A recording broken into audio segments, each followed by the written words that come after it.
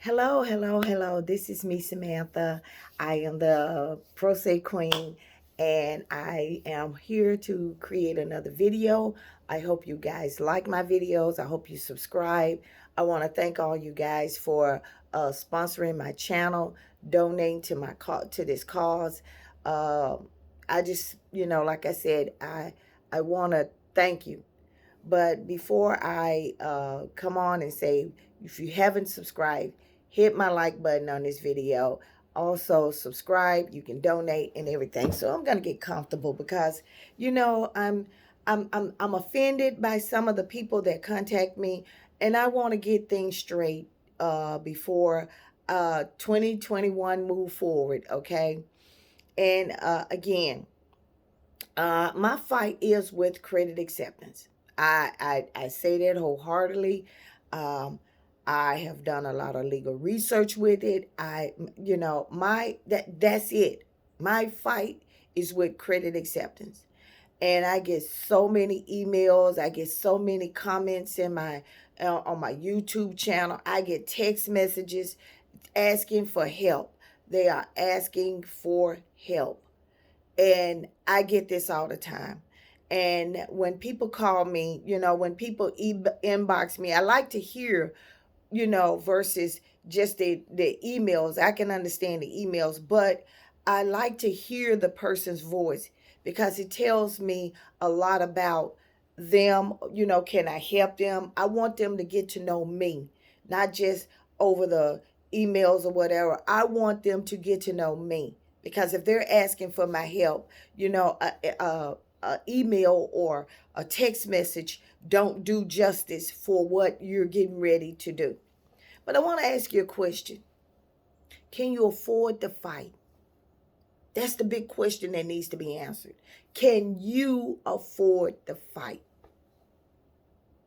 Because people, when they call me, I guess they think that because I sit behind this desk, in this backdrop or whatever, I wear my little Scooby Doos and whatever T-shirts, that, what, I don't do the work that an attorney do. And I get offended because when people say, well, I hire an attorney, that's fine. I don't have a problem with that. I do not. In fact, I encourage you.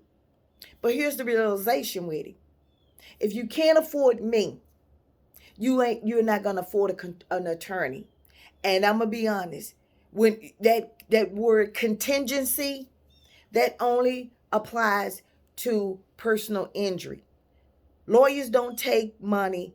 They don't do contingency on things that they know that they may not win. And that's why they're going to ask you for receipts. Not because the law says that they need to ask you for receipts in order to show proof. Well, is because they don't want to spend a lot of time and money, and they lose. So they get their money in front from you. So if they're charging you $5,000 and you bring them $50 or $500, that case gonna sit there, and he's not gonna put in no more too much time and effort because he's gonna give you $500 worth of work. He's gonna give you just enough to make you think you have an attorney fighting your case. Because what if he got to go to, even though right now COVID is you know COVID is like, it's lifting up now. What makes you think he gonna go to court for $500? And he did all he did the complaint, he's doing legal research. He's paying for other people. Attorneys just don't have attorneys. They have paralegal, legal assistants. They have staff. So that $500, that's somebody's paycheck. But he's charging you $5,000. And he's not going to sit here and bankrupt himself trying to help you. Especially because they look at it like everybody else look at it. Your credit must not have been good that you couldn't go to a prime lender. You had to go to a subprime lender. I get people that, like I said, that call me every day, all day, inbox, email. I see it on my cell phone. In fact, I just got one right now. I need your help. I charge a flat fee because I know that most of the people that hire me, maybe some of them can't afford me. So I work things out with it because I know how important it is. You know, you didn't check your credit and then you went and applied for a house. You were getting credit cards and everything. Then you went and checked your credit. Credit acceptance is on there like a tick. Now you got to get it off. Underwriters won't approve you for a home loan, or you know, or it's on an auto loan, and you're gonna end up with another subprime lender. So let's be honest. Let's be honest. The same thing that lawyers do, I do. I have to do the legal research, except for I'm just me.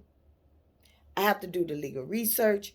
I have to do all the typing. You know, right now, I've been typing for so many years. I got trigger fingers now. And for those of you that don't know what trigger finger means, it means that I've been typing for so long that like this finger, I can't bend it too far. Yeah, see, it won't, like this one, I can't bend it like that. You know, my fingers are pop locking stuff. So, you know, but hey, that's part of the job. You know, like I said, I had one lady I on that can't call me, and I knew she needed my service ASAP. And I told her, I said, okay, well, you know what? I'll just charge you $300. I'll give you a kit, tell you what to do in case you have to sue them. You know, get your show you what to do, how to write the letters, get the document down, all of that, out the templates and all of that.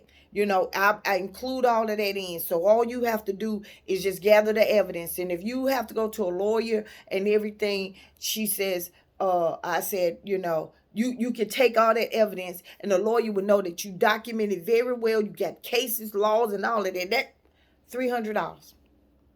She said, I don't know you. And I don't want to give my money, my $300 to somebody that's going to scam. Okay, that's fine. You know, I'm going to be honest. I don't have to do these YouTube videos. I do not. I could have sat here and did all of this without anybody and did the same impact as it is as I did the YouTube videos. Why do I do it? Because you know what? Because them bastards been getting away with this stuff all the time. And you know what? They've been doing it. They've been doing it for over 10 years. And because there's no communication, nobody's really doing anything. That's the reason why they do it. They still in business. They got judges to protect them. They got people who are protecting. Did you know that a judge, a lower level judge, like a federal judge or appellate judge, can have stock and interest and credit acceptance, and they still ruling on the case? You didn't know that. But you wouldn't have known that until now. You wouldn't have known that. So when you see these weird rulings and stuff like that, it came out on the survey, the Supreme Court justice, like interns. They're not working for the Supreme Court, but they was like doing a study. And they said that most appellate and judges in federal court and most district judges have stock in companies, and then they ruling in it. Under Rule 36, that's called disclosure. But if you pro se, they don't do that. And you don't find out until after or during. You know, like I said, you know, I've been doing this a long time. And I if you think, and then this is my opinion, if you think I'm a fraud or a scam, or you think that I'm trying to just scam you out some money, you think I'm trying to you know, this is a scam, do both of us a favor. Don't contact me. You do your own stuff with it, however it turns out, you know, that's fine. If you think that I'm charging too much, then fine. You ain't got to say I'll call you back. Don't say that. Just say thank you too much. Thank you. and that's it. But then don't text me and tell me I'm in trouble. What do I need to do? Because see, when you was in trouble and it was something I could have controlled or got in touch with or did whatever, then that's what it was. But then now you and did something and made it worse. Now all of a sudden, oh, I need your help. No, you go do you. You go do you. That's all I'm trying to say. If you feel like that like I said, if you feel like that this is a scam thing, because I'm trying to educate you. I'm trying to get you. And believe it or not, some of you guys, when I do my brief, I'm preparing my brief now to the Supreme Court. I'm taking some of y'all's stories with me. So you are part of it. You are. All those donations that I get, you think, well, she just, going shopping. No, I'm not. I have to pay for my software. I have to pay for paper, printer, ink. Same thing that a lawyer does. Same thing anybody does when they do this. And I just don't do just credit acceptance. I've done litigation for I've been a ghostwriter for people in almost 12 states. 12 states. So it's not just you when you call and it seemed like I thank myself, but it seemed like when I'm giving you that one-on-one attention, that you were the VIP, you the only client that I have. That tells you something. Because when I get off the phone, I got 4 things I need to do. I don't overload myself. Because the same service I give somebody else, I want to give it to you. The same service. So I don't overload myself. I'll tell you, look, I can't take it right now. It'll be a couple of weeks. I can't take, but that's the beauty of a deposit. Because I can't take it right now.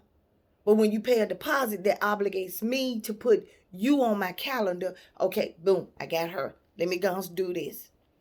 I'll let you know. I'll call you Wednesday. I'll call you Friday. I'll start on you Sunday. I sit at this desk for a reason.